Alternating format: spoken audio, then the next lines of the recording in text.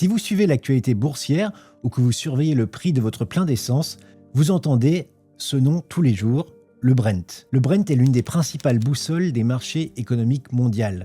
Mais de quoi s'agit-il exactement? Pourquoi est-ce une référence pour les investisseurs et comment son cours est-il fixé?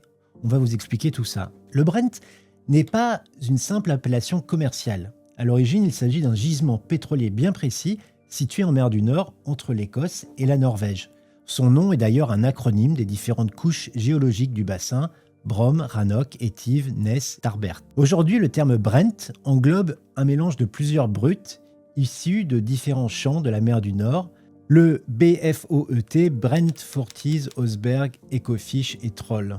Les caractéristiques du Brent, c'est un pétrole à la fois léger et doux. Léger parce que sa faible densité permet de le raffiner facilement, et doux car il contient peu de soufre, ce qui facilite la production d'essence et de gazole. Ces deux caractéristiques sont cruciales puisqu'elles permettent de le transformer plus facilement et à moindre coût. Mais pourquoi s'intéresse-t-on davantage au Brent qu'à un autre type de pétrole? Eh bien, c'est à la fois une question de logistique et une question de volume. En effet, comme il est produit en mer, le Brent est chargé directement sur des tankers. Et donc, contrairement au WTI américain, qui lui est extrait à l'intérieur des terres et dépend des pipelines, le Brent peut être acheminé partout dans le monde très facilement. Par ailleurs, on estime que 2/3 des contrats pétroliers mondiaux sont indexés sur le cours du Brent.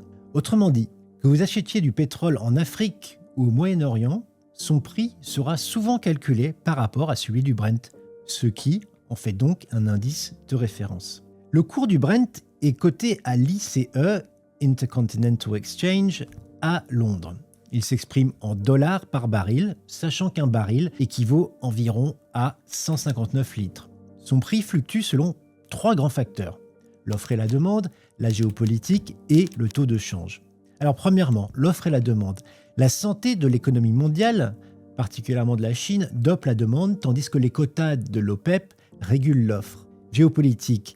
Une tension au Moyen-Orient ou un conflit en Europe de l'Est peut faire bondir les prix par crainte de rupture d'approvisionnement. C'est ce à quoi on assiste depuis le début de la semaine.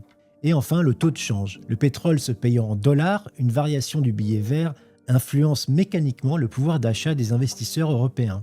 Alors la question qui vous intéresse, est-ce qu'un investisseur particulier doit suivre ou pas le cours du Brent? La réponse est oui, c'est même essentiel. Alors on se doute que vous n'allez pas en acheter directement sur le marché, mais le cours du Brent influence non seulement l'inflation et le coût de l'énergie, mais aussi les résultats des grandes majors pétrolières comme Total Energy. Un Brent élevé profite aux pétroliers, mais pèse sur les secteurs gourmands en énergie comme l'aérien. Si cette vidéo vous a aidé à y voir plus clair, n'oubliez pas de la liker et de vous abonner à la chaîne du revenu pour ne manquer aucune de nos analyses économiques et financières.